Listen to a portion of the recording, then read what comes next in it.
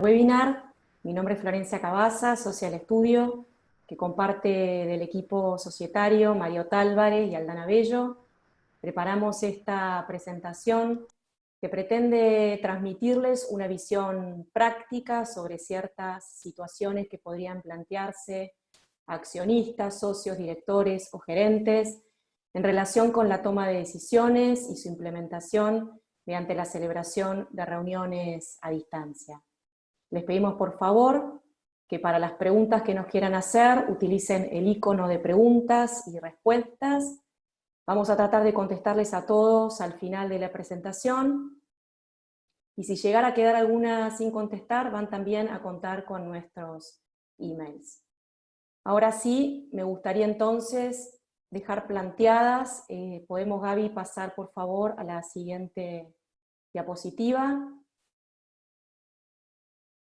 Me gustaría dejar planteadas como introducción algunas preguntas, como vemos en pantalla, que vamos a ir contestando a lo largo de la presentación, y que surgen como consecuencia de la situación de aislamiento que estamos viviendo, donde la gran mayoría de las sociedades están de alguna manera encarando situaciones nunca antes previstas, donde seguramente deban tomarse decisiones importantes, urgentes, en un escenario realmente de muchísima incertidumbre. Cuanto más significativas sean esas decisiones, más indispensable será evaluarlas y aprobarlas por quienes correspondan.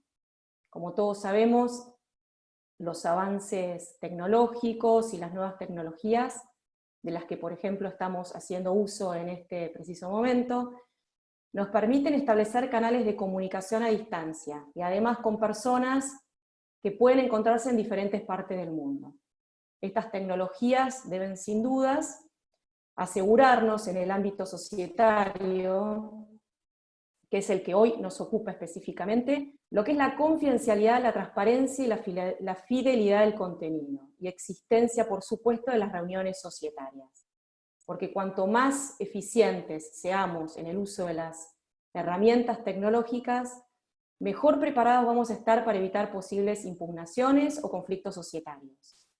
Cuando hablamos de reuniones societarias, estamos incluyendo a reuniones de directorio, de asamblea, de socios, de gerentes, de la comisión fiscalizadora, de sindicatura, del consejo de vigilancia, porque nos vamos a estar refiriendo no solo a las sociedades típicas de nuestra ley de sociedades, sino también a las SAS, también a las mutuales, a las asociaciones, a las fundaciones, están todas incluidas en esta situación. Sin dudas que todo esto nos está exigiendo un cambio cultural que va a implicar capacitarnos y fomentar la utilización de todas estas tecnologías.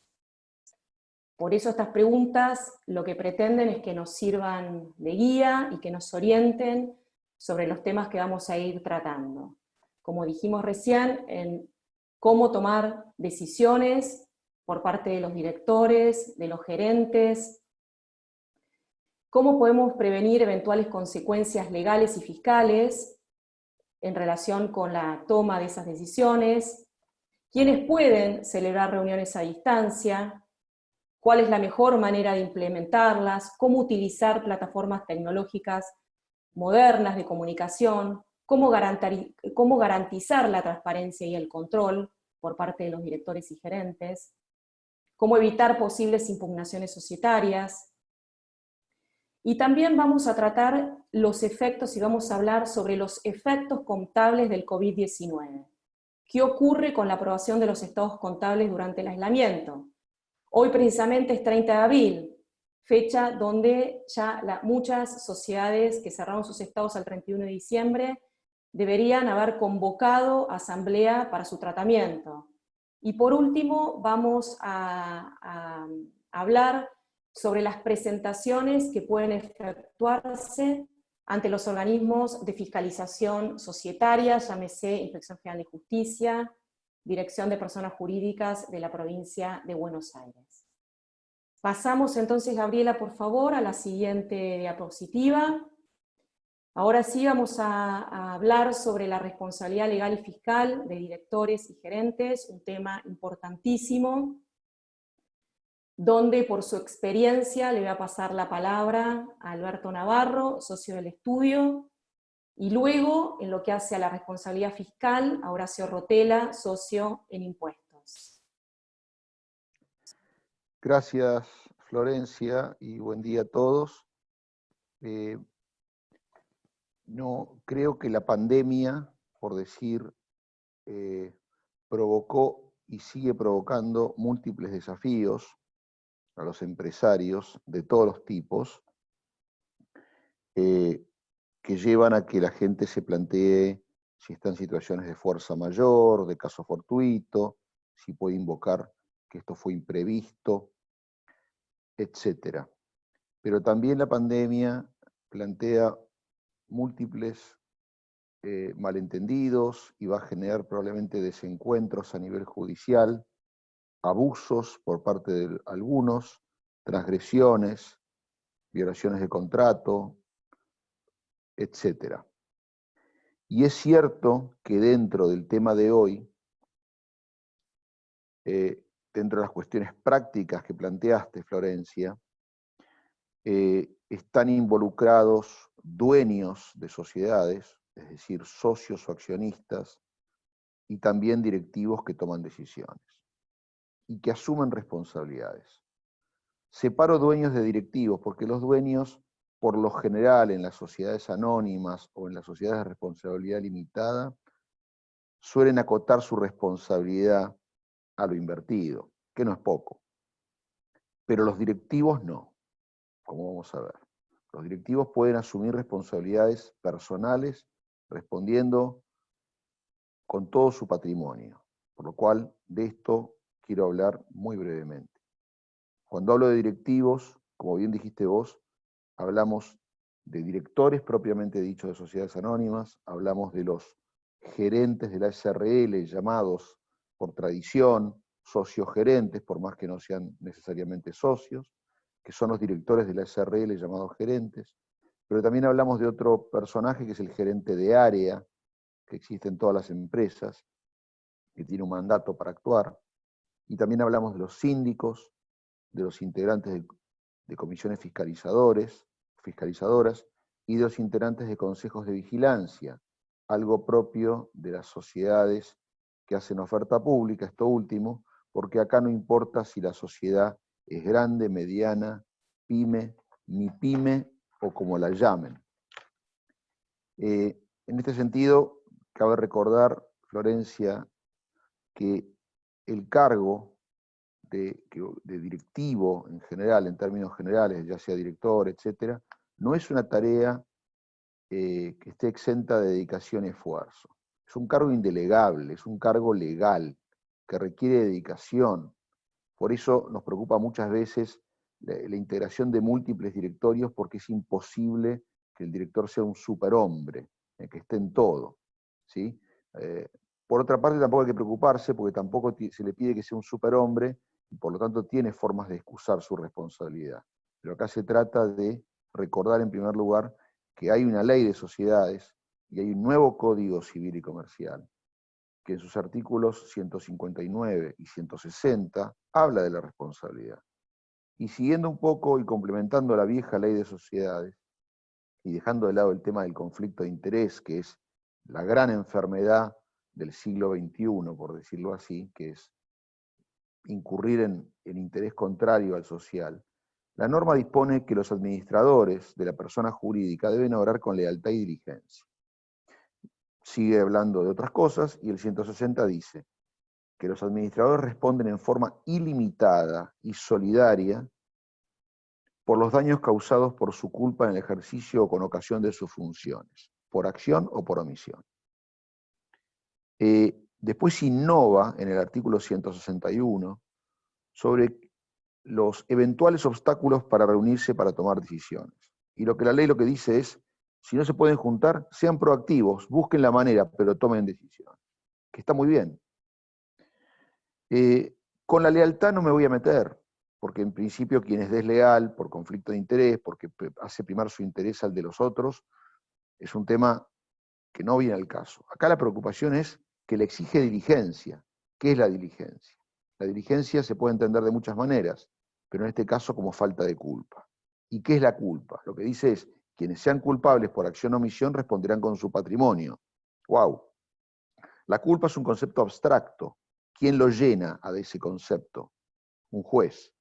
Y si nosotros no podemos probar la falta de culpa, responderíamos con nuestro patrimonio por todo el daño causado, aunque nosotros seamos minoría en el directorio, porque la ley nos pone a los directores, a los gerentes, etcétera, a los síndicos, en la obligación de hablar. Por eso el no firmar el acta, no ir a la reunión, no son una exoneración. Y la culpa, dice el nuevo código, es por acción o por omisión. Lo que no dice es lo que dice la ley de sociedades, es la culpa en la vigilancia, es decir, la culpa por los que dependen de mí, la culpa por las personas que yo nombré hacia abajo. Por lo tanto, son muchos los frentes que desde siempre obligan al director o al gerente o al directivo en general, propios de la industria, a lo que tiene que formarse para entender el negocio donde está, porque no vale invocar la propia torpeza. La ignorancia del conocimiento no sirve de excusa. Si uno está en el directorio, no puede prestar el nombre, por esa razón precisamente. Pero hoy, con la pandemia, el frente exógeno, es decir, lo que nos viene de afuera, nos obliga a un actuar básicamente preventivo y de alerta en grado máximo. Pues, si no podemos deslindar la falta de culpa, responderíamos de la forma que dije. Por lo tanto, no hay que asustarse, ¿no? Simplemente es estar en guardia, ¿eh? Es decir, en esta situación, ¿qué decisiones hay que tomar? ¿Cómo tomarlas? Preocuparse por que se tomen, las urgentes, las necesarias. Tengo un problema con un accionista determinado, tengo un problema con un poder que hay que dar, hay que actuar en esto, ¿sí? Y ya no preocuparse, porque también la jurisprudencia tradicional enseña que quienes muestren proactividad y diligencia y hagan todo lo posible y se asesoren para eso, nunca van a responder, ¿eh? Porque si no, si exigiéramos algo imposible de cumplir, los únicos que integrarían los directorios serían los locos o serían los insolventes. Tranquilos, pero proactivos. Nada más, Florencia, por ahora. Después si hay alguna pregunta, con mucho gusto. Muchas gracias, Alberto. Le pasamos entonces la palabra a Horacio Rotela.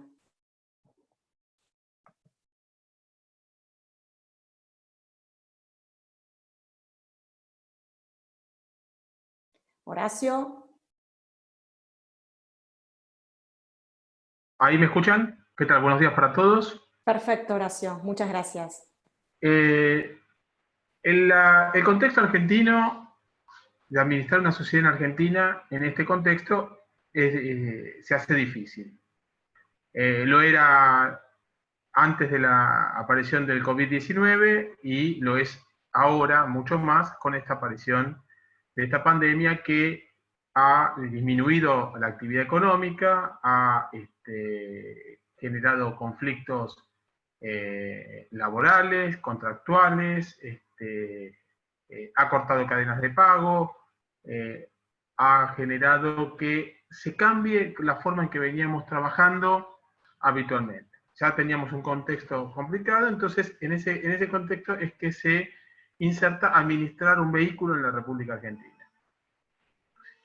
¿Qué sucede? En materia fiscal, siempre el director, el gerente, el responsable, los funcionarios de los vehículos, se encuentran entre el dolo o la culpa, es decir, el pago del impuesto, no el pago del impuesto no en la medida legal, o la incertidumbre, es decir, cómo trato una determinada operación. Es así que los directores tienen que tomar decisiones.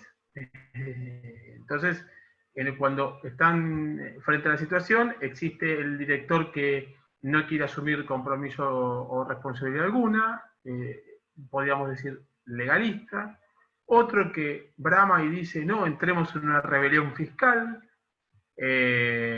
donde son directores más propensos a asumir algún tipo de riesgo y responsabilidad.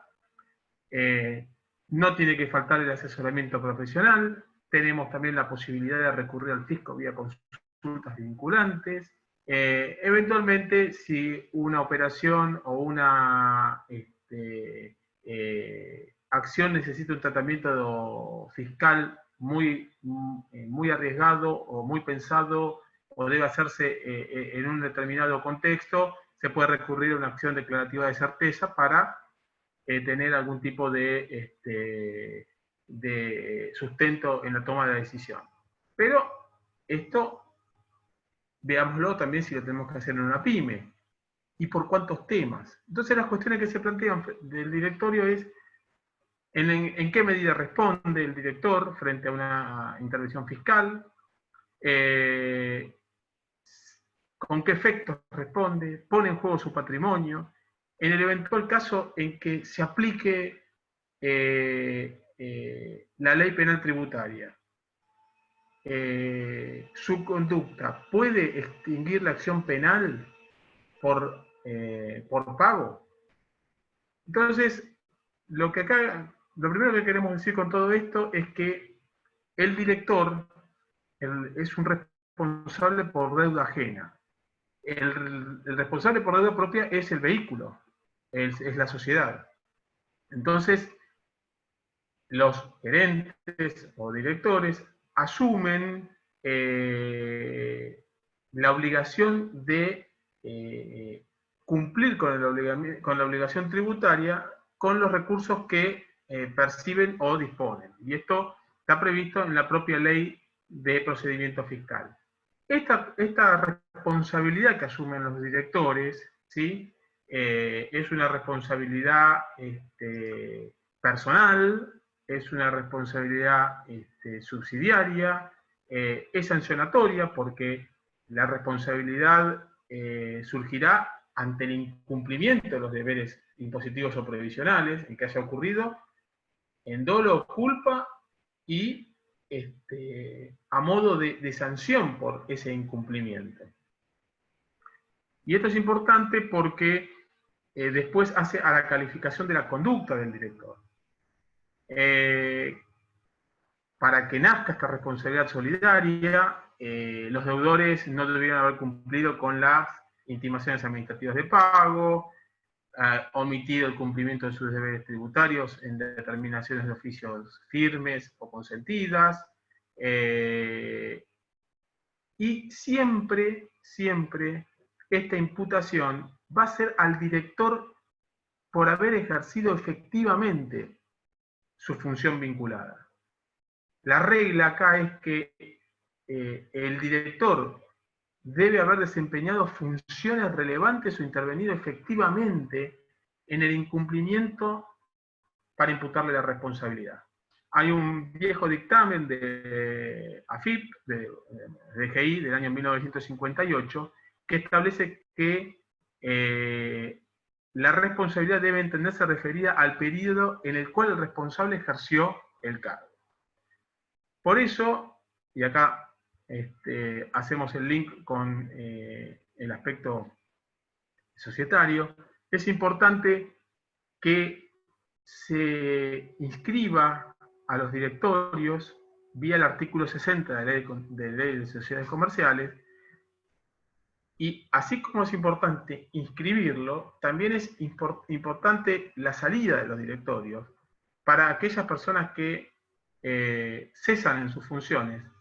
Ha habido ejemplos que personas que se van de las sociedades, que eran directores o eran gerentes, y quedaron en esos directorios y en esas gerencias, y tal vez 3, 4, 5 años después, terminan asumiendo alguna responsabilidad en periodos en que no estaban, pero habían quedado inscriptos.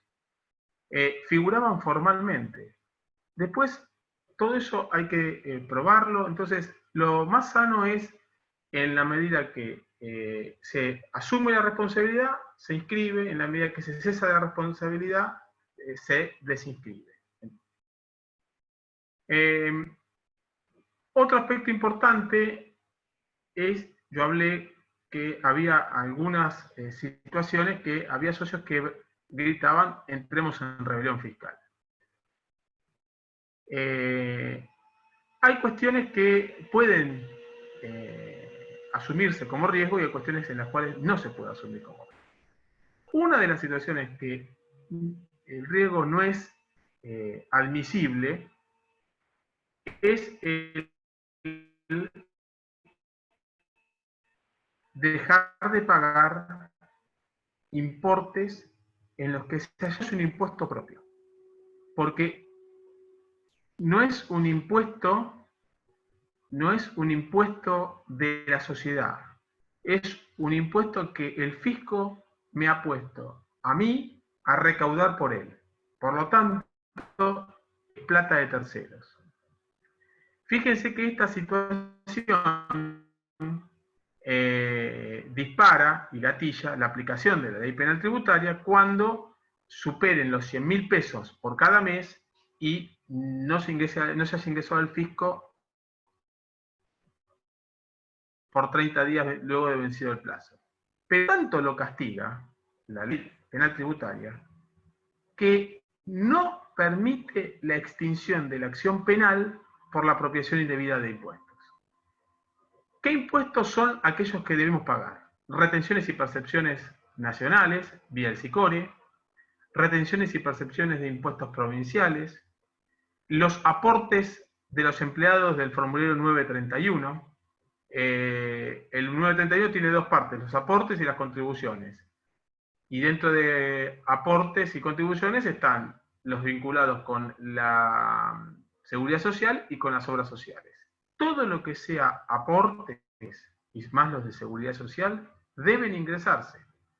Deben ingresarse, porque no es plata de la empresa, es plata que la empresa le ha retenido a los empleados.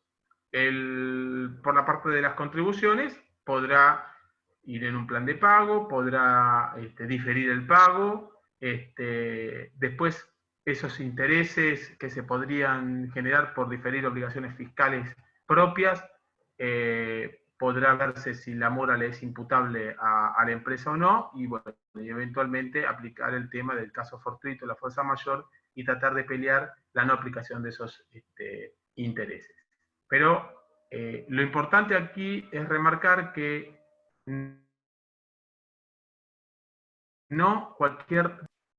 cuando hablamos de retenciones y percepciones, es decir, impuestos retenidos a terceros, la recomendación es cumplir con esas partidas porque gatillan toda la cuestión penal. Puede haber, y con esto ya termino, una circunstancia que haya una verdadera imposibilidad de pago, una manifiesta imposibilidad de pago. Bueno, en esta situación es importante dejarlo establecido desde el momento cero. ¿Por qué? Porque va a ser a la calificación de la conducta que esto va a tener a futuro en investigaciones penales. Entonces, desde el momento cero hay que documentar, hay que hacer las presentaciones al fisco, no en declaraciones juradas engañosas o dolosas, exponer adecuadamente la situación y dejarla debidamente documentada. Entonces, esto va a hacer que estemos en una situación muy distinta a una genérica invocación de que no puedo pagar o que elegí pagar salarios y mantener la empresa por sobre los fondos que yo había retenido. Insisto, es necesario mostrar que no existió una conducta delictiva y que se verificó una verdadera imposibilidad de pago al fisco. Gracias. Horacio, muchísimas gracias. Sin dudas es un tema más que importante, ¿no?, a la hora de dejar plasmadas en nuestras actas, nuestras decisiones y conductas, ¿no? Así que muchísimas gracias. Ahora, Gabriela, podemos por favor pasar a la próxima diapositiva. Ahora sí vamos a entrar al tema de las reuniones societarias a distancia. Acá nos preguntamos cómo juega este tema de las reuniones societarias a distancia con la realidad del aislamiento y con las normas legales vigentes, según tengamos una sociedad que se encuentre bajo el control de la Inspección General de Justicia, de la Dirección de Personas Jurídicas de la Provincia de Buenos Aires, o de la Comisión Nacional de Valores, ¿no? Como ustedes pueden ver en esta presentación, la posibilidad de celebrar reuniones a distancia no es un tema nuevo.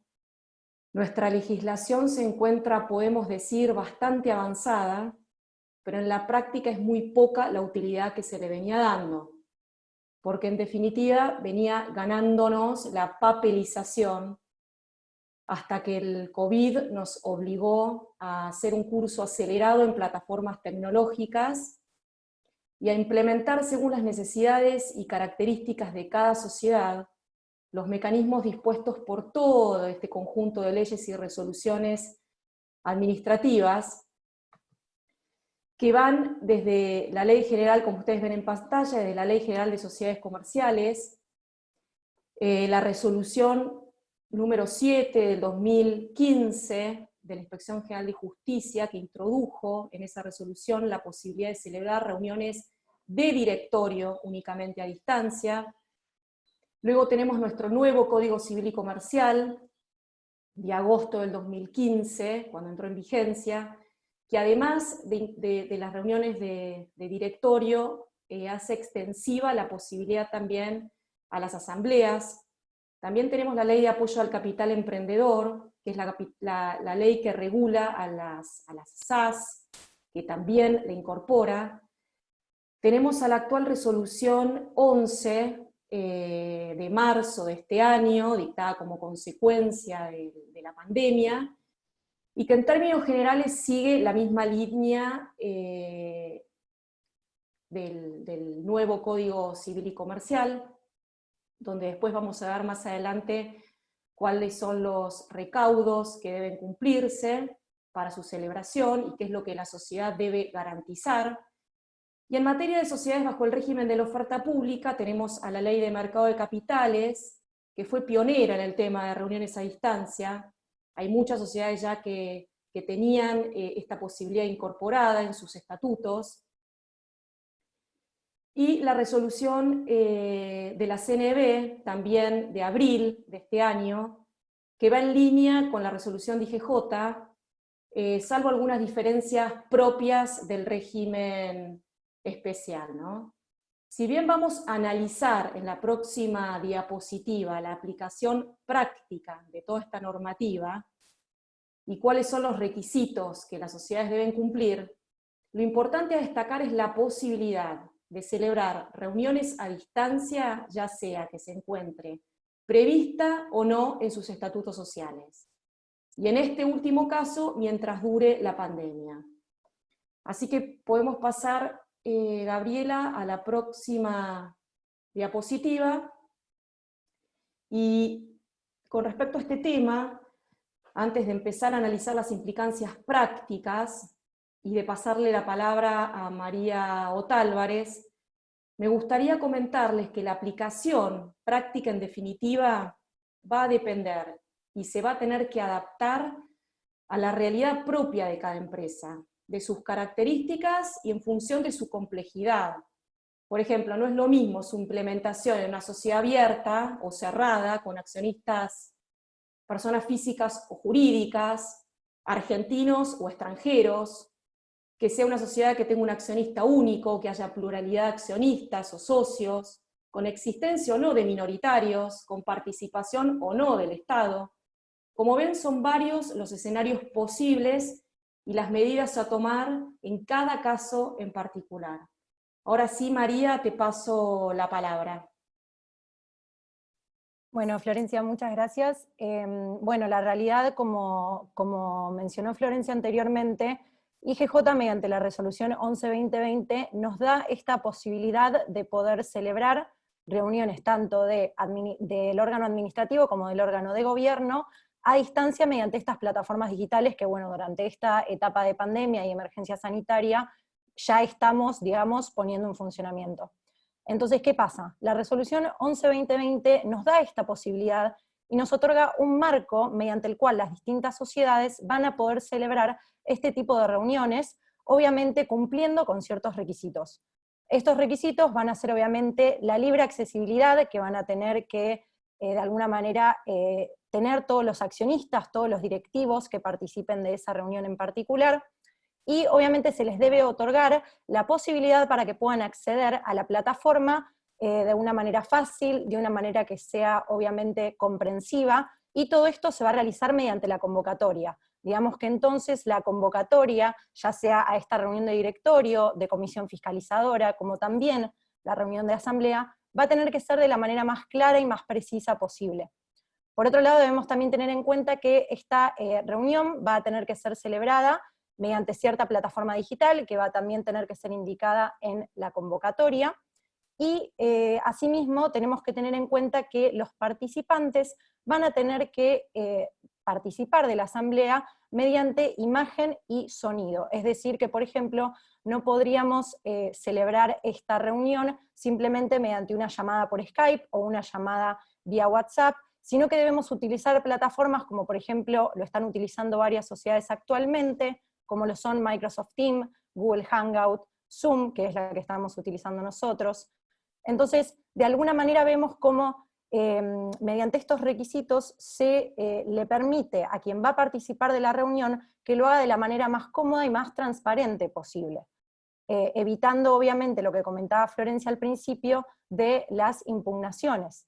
Entonces, por el otro lado también debemos tener en cuenta que la reunión va a tener que ser celebrada y va a tener que ser grabada en soporte digital durante un periodo de 5 años. Vemos también cómo esto se traduce y se traslada a la aplicación, que es, por ejemplo, que tenemos muchas plataformas digitales que nos permiten grabar al mismo tiempo que estamos celebrando, como por ejemplo en este momento estamos realizando un webinar y al mismo tiempo el mismo está siendo grabado.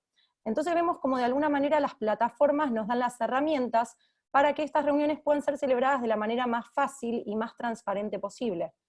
Por otro lado, también debemos tener en cuenta que posteriormente de celebrada, la reunión va a tener que ser transcripta al correspondiente libro societario, ya sea de actas de directorio, actas de asamblea, de reunión de socios, en caso de SRL, y firmada por el representante legal. Obviamente en este contexto de pandemia, la realidad es que no va a poder ser transcripta al libro, pero el hecho de que la tengamos grabada, de que la tengamos en soporte digital, de que justamente se le haya permitido el acceder de manera fácil, de manera cómoda a todos sus participantes, hace de alguna manera a la transparencia y a la eficacia de este tipo de reuniones. Entonces, cuando vamos a lo que son las implicancias prácticas propiamente dichas, debemos tener en cuenta de que la convocatoria tiene que ser, obviamente como dije anteriormente, convocada de la manera más clara, más precisa posible, que se informe, por ejemplo, a qué mail va a tener que ser dirigida mi asistencia, por ejemplo, yo como accionista de una SA, a qué email debo enviar mi notificación de que voy a asistir, de que voy a participar, si voy a ser representado o no, si voy a participar mediante un mandato en particular, adjuntar ese mandato en formato PDF, ese poder, o bien teniendo en cuenta, como bien dijo Florencia, el tipo de sociedad, enviarlo vía correo argentino, que sabemos que en este momento está funcionando, con limitaciones, pero está funcionando, y obviamente tratar de acreditar mi personería, en caso de que yo no participe directamente, de la manera más clara y más transparente posible, de acuerdo obviamente a los usos de cada sociedad. Y por el otro lado debemos tener en cuenta también que se debe determinar cuál va a ser el horario en que se celebre la asamblea, así como también invitar a los participantes, ya sea en la convocatoria o bien mediante email en el caso de reunión de directorio, a que se conecten a la plataforma en un horario anticipado a lo que es el horario propio de la reunión. Por ejemplo, si yo convoco a las 9 de la mañana, tratar de que todos estén 8:30, cosa de que se vayan acomodando, se puedan probar los micrófonos, la imagen, y contar también, esto es una herramienta que la realidad es que es bastante útil y fructífera, con un secretario de actas cuando se celebren este tipo de reuniones, que pueda ir tomando asistencia de quien participa de la reunión, que pueda ser el anfitrión de la reunión y pueda ir muteando a quienes no tienen la palabra, que pueda ir habilitando sus micrófonos al momento de votar, y de alguna manera organizar la reunión de la manera más fructífera posible para poder celebrarla para evitar impugnaciones, para que sea muy prolija, y de alguna manera amigarnos y familiarizarnos con estos sistemas que, si lo sabemos usar, la realidad es que son muy, pero muy útiles. Volviendo un poco a lo que es la resolución de IGJ, cabe destacar, como dijo Florencia, que durante la etapa de pandemia las reuniones van a poder ser celebradas por aquellas sociedades que no las encuentren incluidas en sus estatutos. ¿Qué pasa? Como bien digo, estas plataformas digitales no son muy útiles y van más allá de lo que es la pandemia, de lo que es la emergencia sanitaria, y permiten conectar a gente de todo el mundo.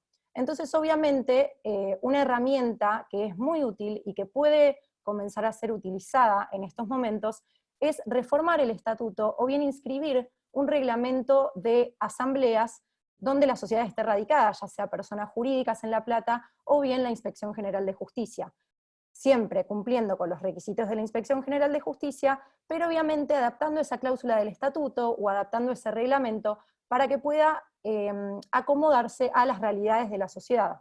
Entonces, se nos da esta herramienta, se nos da en un contexto de emergencia sanitaria, pero sepamos que es muy útil, que hace a la modernización del gobierno corporativo, a su digitalización y obviamente a conectar a todos los miembros de la sociedad, ya sean socios, accionistas, directores, síndicos, a de alguna manera describir sus actividades de manera más transparente y obviamente hace a lo que es la transparencia, la eficacia y a la toma de decisiones de cualquier tipo de sociedad de una manera rápida, sencilla y eficaz.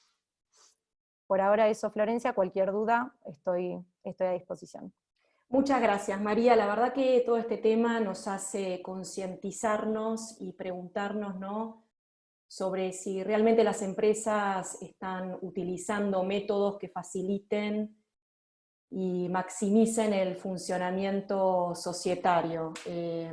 Yo creo que esto hace a lo que se empieza a llamar ya hace un tiempo digitalización del gobierno corporativo. Así que bueno, muchísimas gracias. Podemos pasar, Gabriela, por favor, a la siguiente diapositiva. Bueno, en este tema, sobre los que les comenté en la introducción, es importante en estas fechas darles un panorama sobre los efectos contables del COVID-19 respecto de estados contables que cerraron en diciembre de 2019, en enero, febrero y hasta marzo del presente, y cómo impacta todo esto en la emisión de los informes de auditoría. Le voy a pasar la palabra a nuestro socio en impuestos, Horacio Rotela, nuevamente. Gracias, Florencia. Bueno, lo primero que queremos hablar es sobre los deberes contables de los directores. El directorio claramente es el encargado de llevar la contabilidad social en un sentido amplio. Esto comprende la teneduría de los registros contables, el libro diario, inventario y balances, y otros, como societarios, libros de actas, etc. Y también comprende la conservación de la documentación respaldatoria. Pueden distinguirse diversos planos. Por ejemplo, el directorio debe practicar en forma periódica y constante los asientos en los libros y conservar la documentación respectiva. Deberá confeccionar y someter periódicamente a los socios estados contables anuales y documentación complementaria. Debe velar porque esta información sea exacta, fiel, vale decir que las registraciones muestren un cuadro verídico de lo que está sucediendo de la situación patrimonial del ente. Y existe también un plano que tiene que ver con los derechos de información del socio, y entonces es que el directorio debe poner a disposición la documentación y debe poner a disposición la información, y es la contabilidad el mecanismo natural para cumplir con esa obligación y ese deber que tienen los administradores de informar a sus socios, a los socios, perdón. Esto es este derecho de información tiene que ver con un derecho natural y un derecho esencial que hace a que se puedan tomar decisiones por parte de los socios. Luego tenemos un aspecto importante que es el rol del directorio en materia de balances. Y aquí tenemos que en la elaboración de los balances y demás estados contables anuales, hay un rol previo del directorio que es que configure un buen sistema interno de contabilidad, de auditoría, que también designe profesionales idóneos en la confección del balance de la sociedad, de los estados contables de la sociedad. Entonces, esto hace que el directorio pueda llegar a la aprobación de los estados contables de manera sana, de manera consistente. A ver, ¿qué pasa aquí? El directorio contrata personas idóneas para la confección de los estados contables, del balance. Este grupo de personas o el contador elabora el balance y se lo va a poner a disposición del directorio.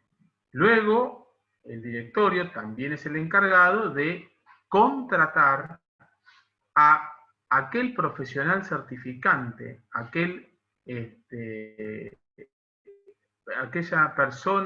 profesional que va a dar una opinión sobre los estados contables, el auditor externo, que tiene que ser una persona independiente y de los socios, es decir, tiene que ser independiente del ente al cual está auditando.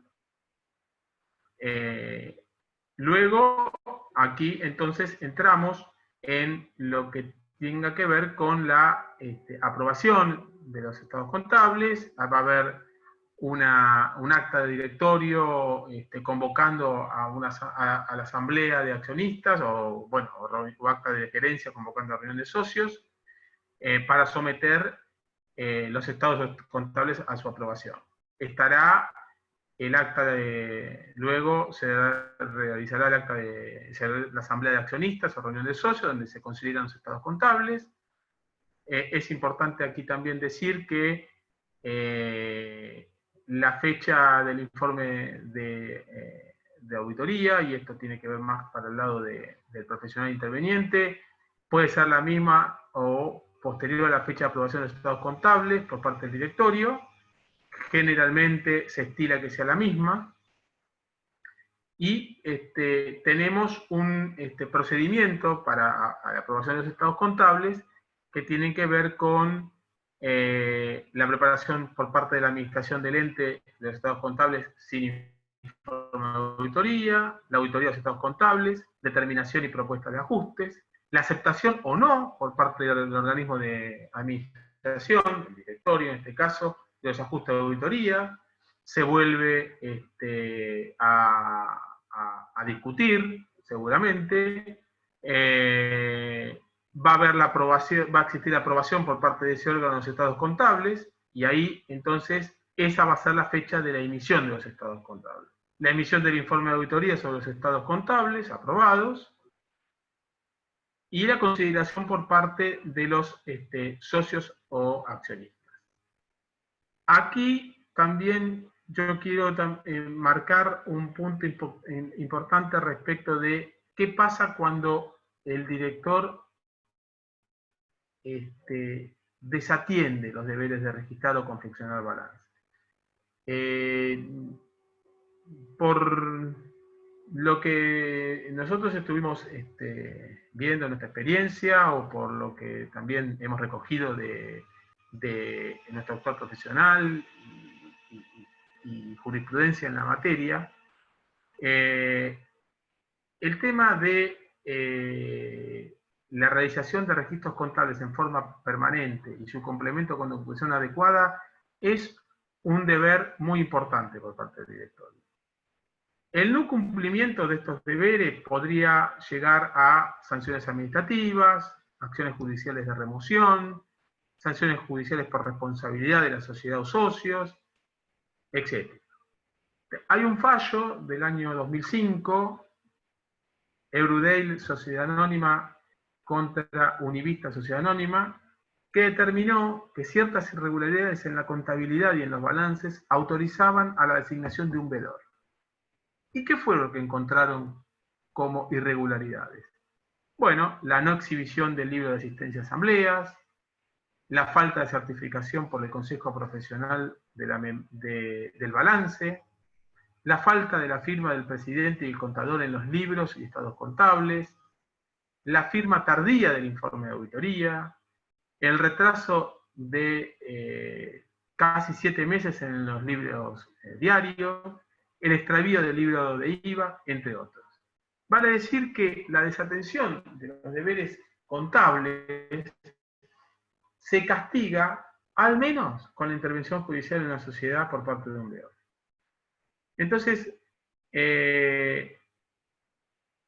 aquí el punto es los que forman parte de los elencos directivos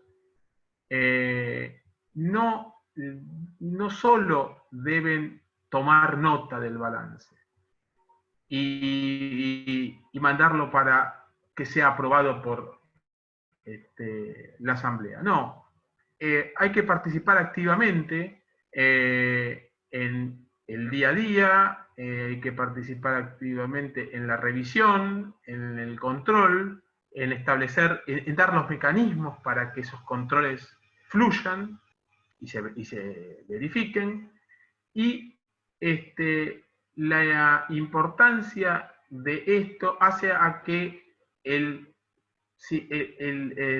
resumen de esa información que es el balance sea útil para la toma de decisiones, sea útil para terceros y se confeccione fidedignamente.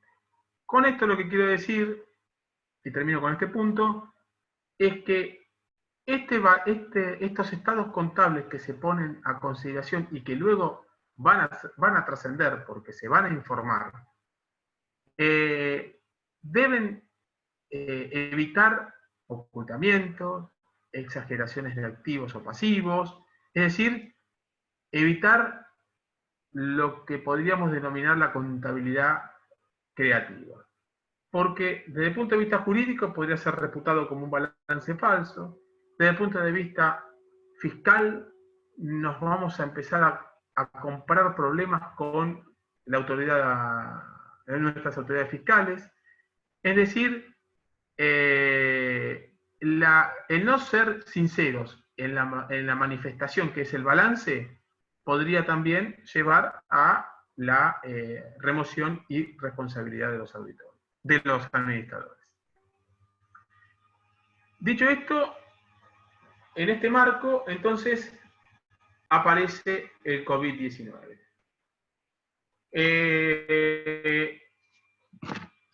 Lo primero que se ha visto en nuestro contexto es una espantosa baja de actividad y una espantosa inacción por parte de las empresas que no pueden tener a su personal trabajando,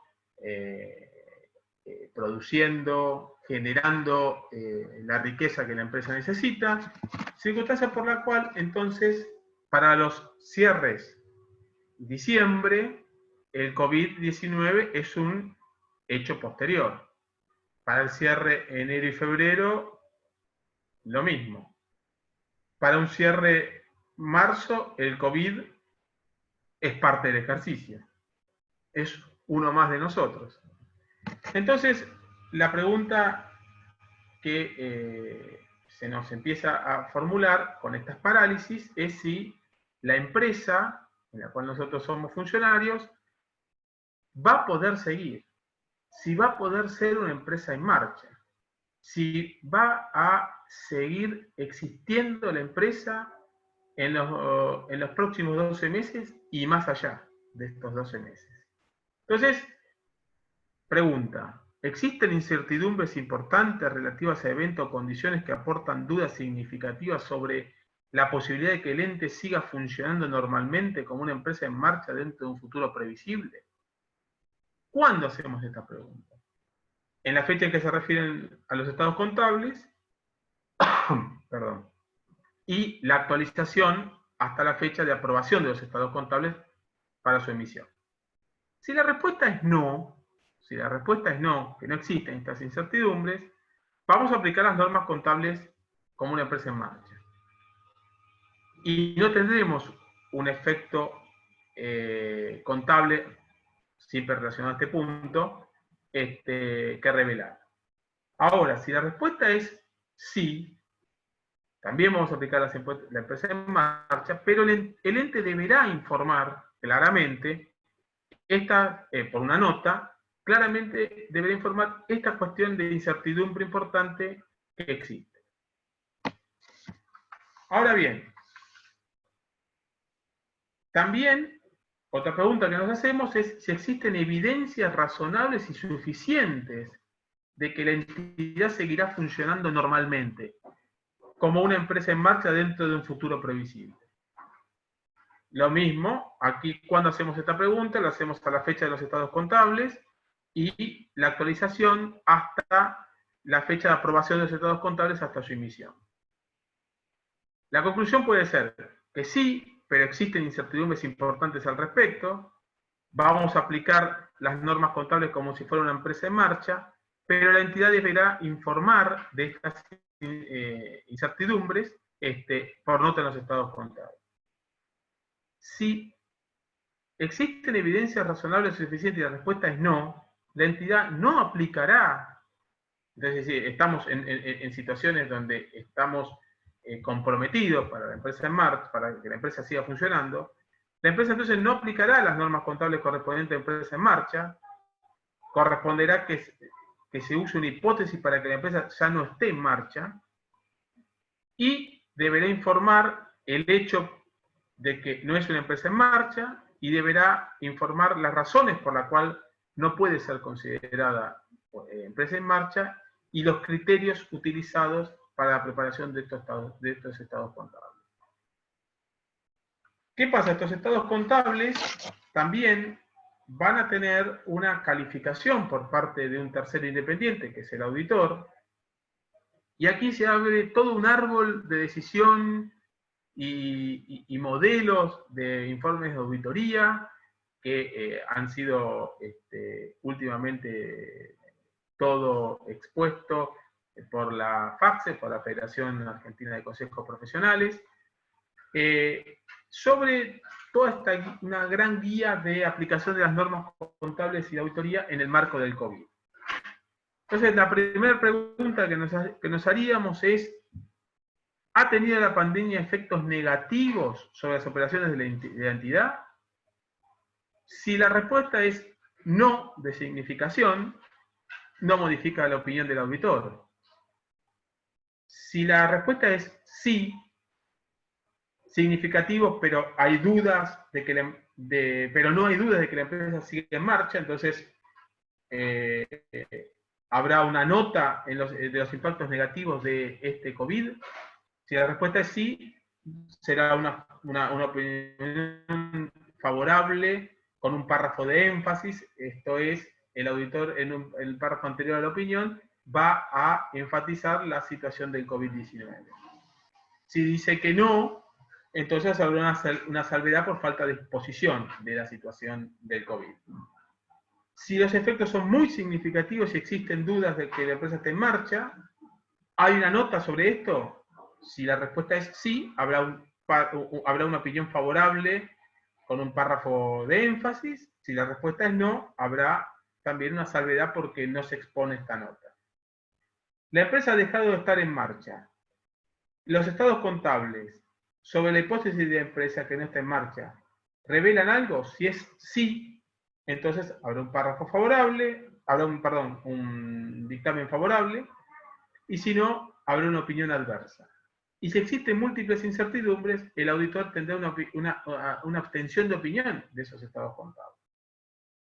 Y la opinión del auditor es importante porque hace a que el balance, cuando es visto por terceros, los terceros lo primero que buscan es cuál es la opinión del independiente sobre las cifras, valores que le están poniendo sobre la mesa. Entonces, frente a terceros, la calificación del auditor es importantísima. Y después hay una cuestión que tiene que ver estrictamente con el auditor, que es, ¿ha implicado la pandemia limitaciones al trabajo del auditor? Si es no, no modifica la opinión. Pudo cumplir con sus cuestiones de auditoría, pudo cumplir con sus procedimientos de auditoría. Pero si la respuesta es que sí, que ha habido complicaciones, limitaciones, los posibles efectos significativos, pero no generalizados, pueden haber una salvedad en el informe del auditor. Pero también puede haber posibles efectos significativos y generalizados. En esas circunstancias, el auditor deberá abstenerse de opinar. Circunstancia por la cual todas estas cuestiones hacen al desempeño del director, que debe velar no solo por todas las cuestiones que le son inherentes, sino también por cuestiones ahora que no estaban consideradas, la aparición del COVID, y cómo le impacta esta situación, más allá del desempeño que tuvo durante todo el año, que fue seguramente una lucha día a día constante en una Argentina difícil, más allá de procurar el mejor desempeño anual, va a tener que encima sumar las cuestiones que tengan que ver con cómo se le califican sus estados contables y cómo impacta el COVID-19 sobre los estados contables que van a poner sobre la mesa en estos próximos días.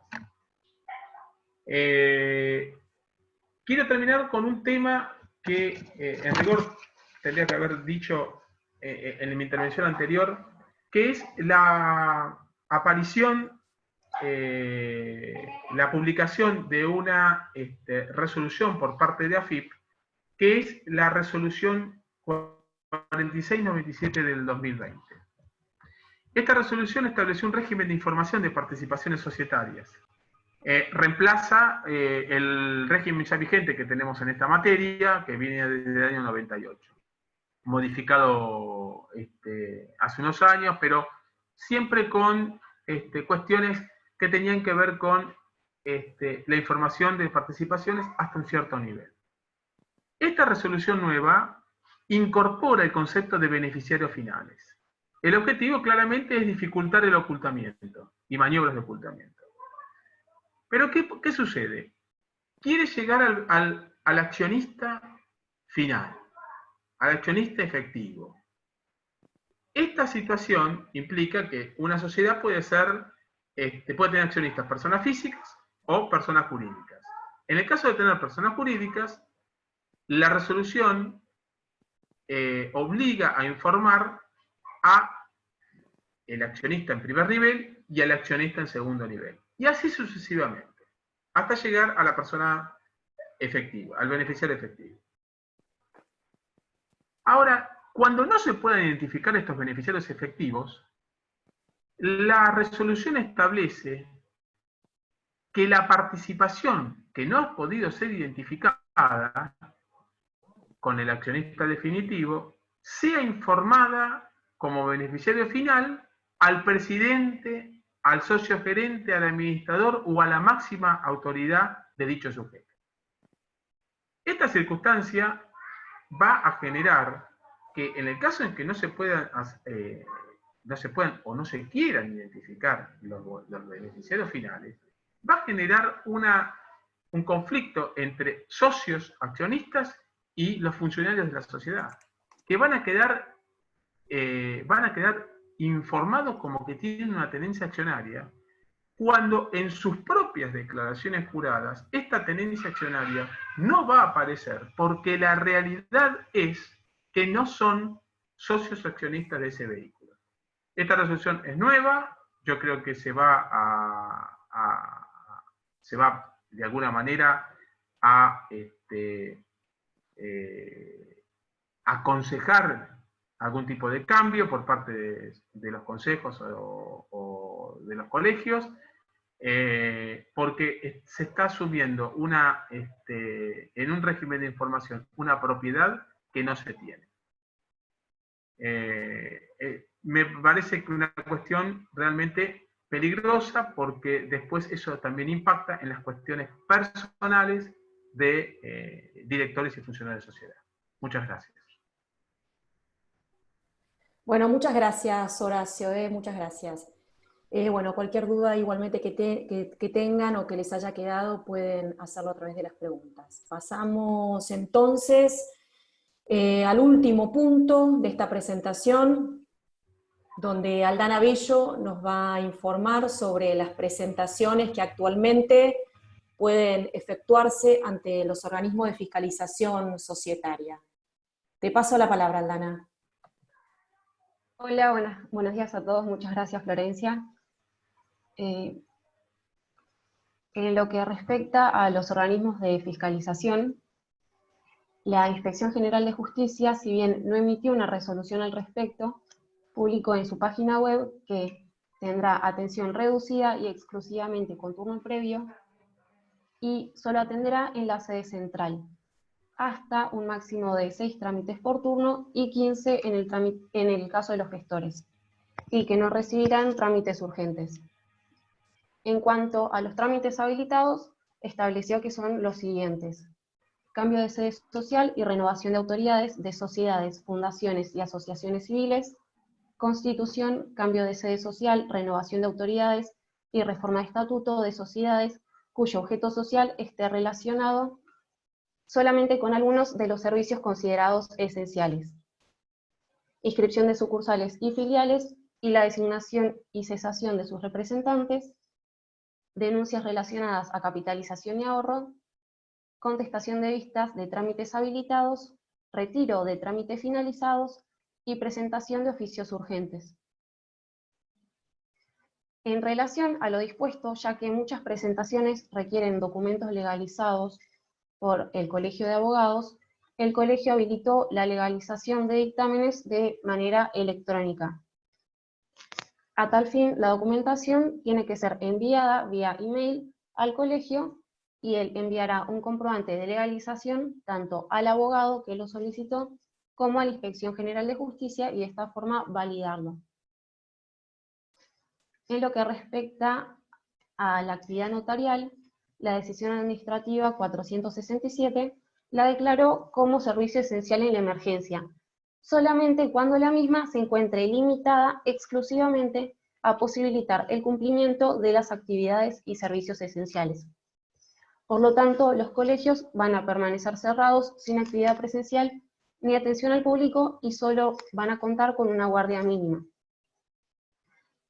De este modo, en lo que concierne a la materia societaria, la actividad notarial solo se reduce a la actuación de aquellas sociedades cuyo objeto social sea considerado esencial.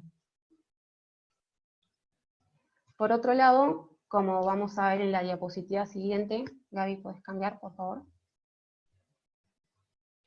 Gracias.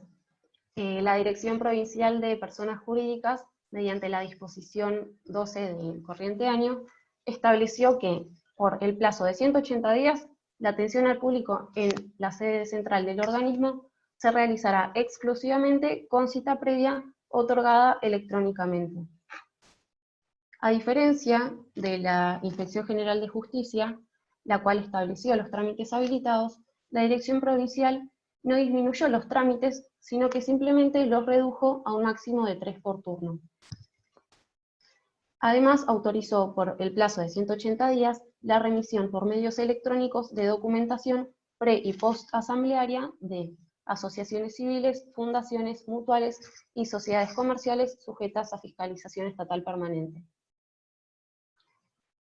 No obstante, esta habilitación para poder presentar trámites y documentación pre- y post-asamblearia se suspendieron por 180 días los plazos para contestar vistas y se concedió una prórroga por el plazo también de 180 días para la presentación de documentación post-asamblearia. Además, la Dirección Provincial comenzó a prestar asesoramiento personal a través de un correo electrónico, que es el que vemos en pantalla, que es asesoramiento.dppj@mjus.gba.gov.ar. Y por último, para finalizar, creemos que es importante tener en cuenta 3 datos que hacen tanto a la presentación de trámites como a las convocatorias a asambleas que fueron mencionadas por mi compañera anteriormente. En primer lugar, el boletín oficial se encuentra funcionando con normalidad y las publicaciones se realizan mediante su página web. En segundo lugar, el correo argentino, si bien posee atención reducida, se encuentra abierto al público y está funcionando. Y por último, en caso de que sea necesario la certificación de firmas y la misma no resulte posible, o la certificación de firmas por escribano, y la misma no resulte posible por las razones que ya vimos, se podría solicitar la certificación ante autoridad bancaria.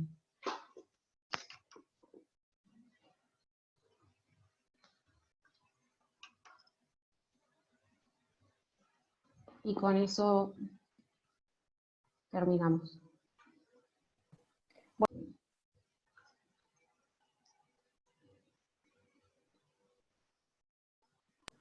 Muchísimas gracias, Aldana. Podemos entonces, si les parece bien, pasar a las preguntas. Horacio, hay algunas preguntas, no sé si me escuchás. Horacio. Sí, te escucho. Bueno, hay algunas preguntas que si querés puedes ir leyendo mientras yo contesto alguna otra, que hace más a temas de auditoría. Hay una pregunta relativa a la responsabilidad de los directores en esta, digamos, situación de pandemia y frente a situaciones que muchas veces y decisiones que tienen que tomarse en este marco de muchísima responsabilidad desde ya, donde yo creo que lo importante a la hora de minimizar o eliminar, como dice la pregunta, las responsabilidades en la toma de decisiones, es importante priorizar para que sean conductas defendibles en un futuro, el día de mañana, a la hora de tomar las decisiones, la buena fe, la razonabilidad y la proporcionalidad, ¿no? No sé si algún otro de los participantes quiere agregar algo más. Y si no, te doy, Horacio, la palabra, si hay alguna pregunta que quieras contestar, o algún comentario. Sí, lo que tenga que ver con la acción o la proactividad del director en la empresa respecto de la responsabilidad solidaria o de la responsabilidad que tiene que ver con el no pago de ciertos y determinados tributos. Claro, aquí la pregunta que se nos hace es, ojo, muchas veces hay cuestiones que tienen que ver con fallas de control interno, cuestiones vinculadas con seguridad específicas que generan el no pago de deudas financieras, eventos de default, incumplimiento con proveedores, incumplimiento con el fisco y otros organismos de fiscalización. Es decir, tenemos cuestiones que por razones económico-financieras u de otro origen, los directores no están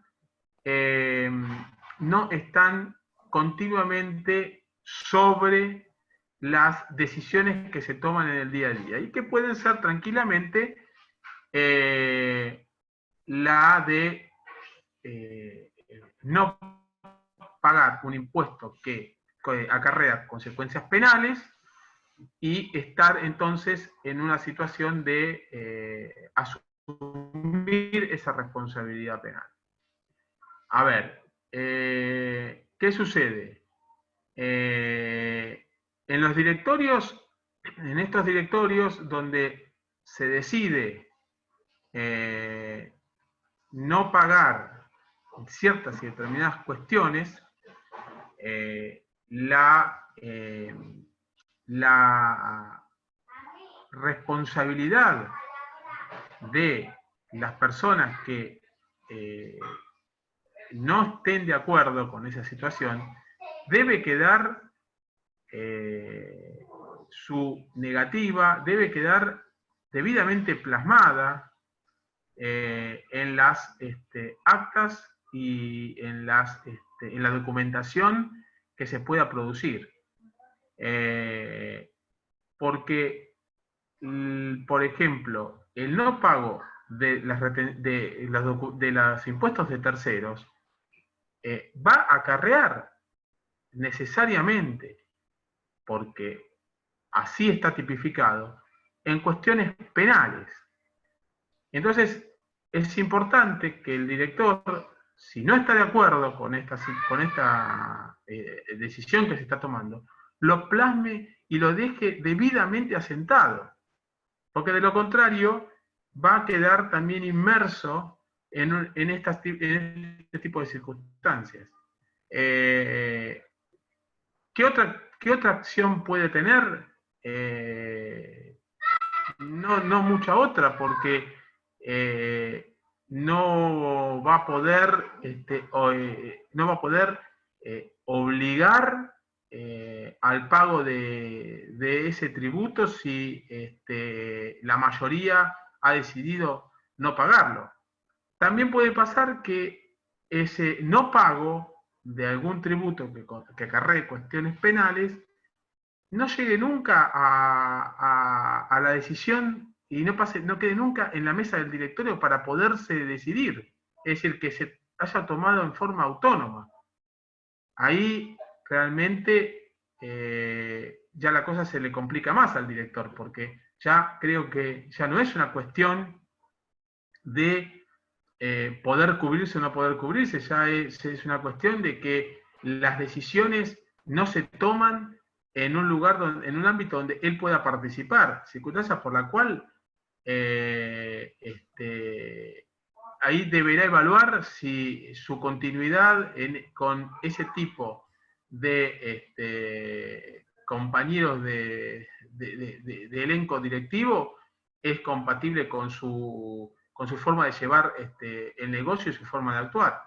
Entonces, me da la sensación de que lo mejor que puede hacer ese director es, en la medida que se debata estas circunstancias, dejar firmemente establecida cuál es su posición y su negativa a estas circunstancias. Muchas gracias, Horacio. Como hablábamos recién, entonces es muy importante tener en cuenta, ¿no?, lo de la buena fe, la razonabilidad y la proporcionalidad a la hora de tomar decisiones. Y está dentro de nuestra audiencia el doctor Juan Martín Odriozola, experto en sociedades y consultor y amigo de la firma. Juan Martín, te doy la palabra por si querés agregar algo a este tema tan importante de la responsabilidad.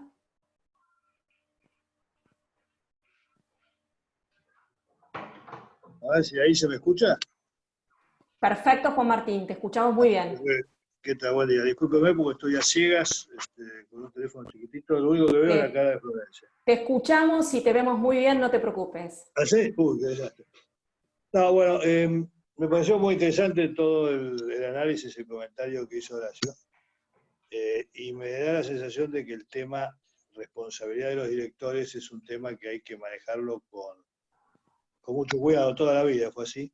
En esta época de crisis y de incertidumbre en cuál es la conducta correcta, es un tema que está más presente que nunca, ¿cierto? Entonces a mí me interesaba destacar simplemente el hecho de que la responsabilidad del director, de acuerdo a la ley de sociedades, como todos sabemos, surge en función de su adecuación al estándar del buen hombre de negocios, a la buena fe, a la razonabilidad de sus conductas, parámetros que vos destacaste recién, y en función de las normas de naturaleza fiscal, que yo conozco más por encima, pero es evidente que hay una extensión de esa responsabilidad hacia una suerte de responsabilidad objetiva, en función de la cual, pase lo que pase dentro de la compañía en esa materia, los directores finalmente son responsables, como pasa también en materia bancaria y demás. Responsabilidades de índoles administrativas, pero que pueden ser gravosas. Entonces, ahí lo más importante en esta situación de indefinición que estamos viviendo hoy, y que va a ser resuelta por la justicia en algún momento de acá a bastante tiempo, cuando todo esto haya terminado y todos los juicios se hayan llevado adelante, con debido respeto al debido proceso, a la defensa y demás, es incurrir en conductas que serían no solo razonables, sino prudentes y además proporcionadas al daño que se pretende evitar. O sea, es la ecuación infracción cometida, infracción entre comillas, contra el daño que se quiso evitar. ¿Cuál es el sujeto tutelable? Es tanto la empresa como hoy prioritariamente su personal, y también, diría yo, prioritariamente su capacidad de reanudar una actividad que genera bienes, que genera servicios, que genera trabajo, etc. Para eso, y para tranquilidad de algunos que esté en la audiencia preocupado con el tema, destaco que se ha presentado hace no mucho, que ahora perdió este estado parlamentario, un proyecto bastante muy importante de reforma de la ley de sociedades, en función de la cual se dedican una cantidad de subartículos, de este artículo 59, a la consideración y al encuadre de la responsabilidad de los directores. Les destaco ahí algo que es muy importante. Se habla de que los administradores que con dolo o culpa incumplieron sus obligaciones son responsables por los daños que tuvieran causalidad adecuada con su acción u omisión. Referencia que nunca había aparecido hasta ahora en la legislación argentina y que nos está diciendo, señor, usted será responsable de los daños que genere en la medida en que ellos tengan una causalidad adecuada en su conducta. Lo que reafirma ese concepto que vos mencionabas, Florencia, de la proporcionalidad. No aprovechemos esto para no pagar nunca más un solo impuesto. No aprovechemos esto para no cumplir con los derechos o el respeto a los derechos de los accionistas. Pero si de alguna manera tenemos que tomar alguna medida que no sea habitual y que no sea razonable, recordemos que esto de la proporcionalidad es algo que va a empezar a tener importancia en el análisis judicial en algún momento. Eso con más el recuerdo de que existe la posibilidad de prevenir en las sociedades este tipo de imputaciones objetivas, entre comillas, de responsabilidad, estableciendo en los estatutos la posibilidad de que los directores tengan atribuciones diarias, de modo tal de que, sin llegar a ser un director de asiento, el ejemplo que siempre se da, ¿no es cierto?, el director técnico que está en la planta de ensamblado en Tierra del Fuego no sea responsable de lo que hace en la City moviendo papeles financieros el director financiero todos los días. Quiero con este mensaje, y termino, llevar un poquito de tranquilidad dentro de esta situación tan compleja y recordar que los parámetros de juzgamiento de la conducta de los directores necesariamente en algo se van a tener que modificar porque estamos atendiendo a una situación de hecho absolutamente novedosa. No, no mucho más que eso, Flor, no quiero robarles tiempo. Era una Bueno, acción para tranquilizar al auditorio. Gracias. bueno, perfecto, muy claro, Juan, como siempre. Muchísimas gracias por tu participación tan importante.